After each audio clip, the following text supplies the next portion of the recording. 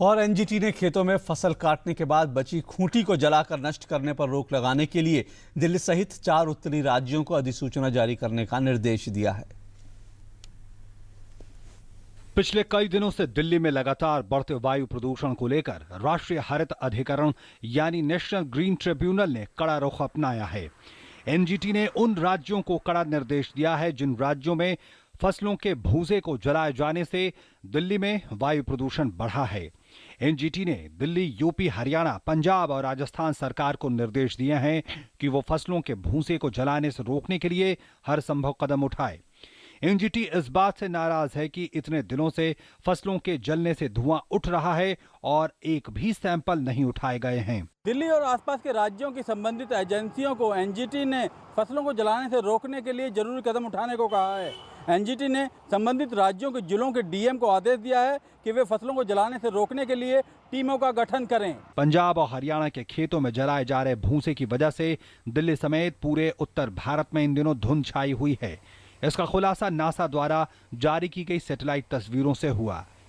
मौसम विभाग के मुताबिक ये धुंध कुछ दिन यूं ही जारी रहेगी। पिछले कई दिनों से यहाँ पे दिल्ली, एनसीआर, पंजाब, हरियाणा इस इलाके में फॉग हो रही है या स्मॉग हो रही है रादर, और विजिबिलिटी कम है।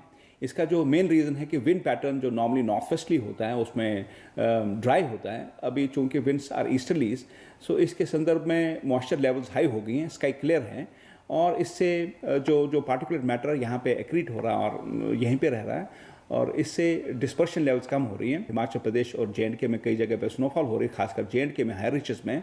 तो वो जो ईस्टवर्ड चला जाएगा उसके बाद नॉर्थ वेस्टर्ली विंड और ठंडी थोड़ा सा टेम्परेचर 1-2 डिग्री डाउन होने से विजिबिलिटी और जो स्मॉग कंटेंट या स्मोक कंटेंट परसिस्ट करेगा। ये हमारा अनुमान है कि इस हफ्ते तो ऐसी सिचुएशन रहेगी।